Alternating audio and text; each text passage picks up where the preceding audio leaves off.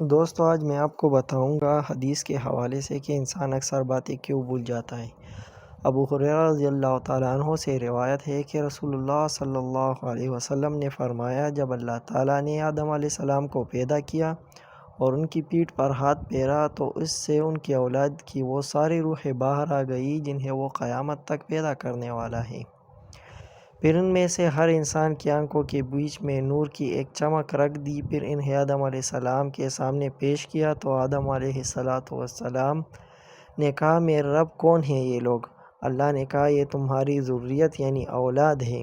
پھر انہوں نے ان میں سے ایک شخص دیکھا جس کی دونوں آنکھوں کے درمیان چمک انہیں بہت اچھی لگی تو انہوں نے کہا، میرے رب یہ کون ہے؟ اللہ نے فرمایا، تمہاری اولاد کی آخری امتوں میں سے ایک فرد ہے، اسے داؤد کہتے ہیں۔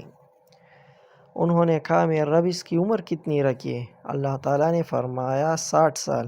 انہوں نے کہا، میرے رب میری عمر میں سے 40 سال لے کر اس کی عمر میں اضافہ فرما دے۔ پھر جب آدم علیہ السلام کی عمر پوری ہو گئی، ملک الموت ان کے پاس آئے تو انہوں نے کہا، کیا میری عمر کی 40 سال ابھی باقی نہیں ہے؟ فرشتے نے کہا کہ وہ تو آپ اپنے بیٹے داؤد علیہ السلام کو دے چکے ہیں۔ آپ علیہ السلام نے فرمایا، یعنی نبی کریم صلی اللہ علیہ وسلم نے فرمایا، پھر آدم علیہ السلام نے انکار کر دیا، چنانچہ ان کی اولاد بھی انکاری بن گئی۔ آدم علیہ السلام بھول گئے تو ان کی اولاد بھی بھول گئی۔ آدم علیہ السلام نے غلطی کی تو ان کی اولاد بھی خطا کار بن گئی۔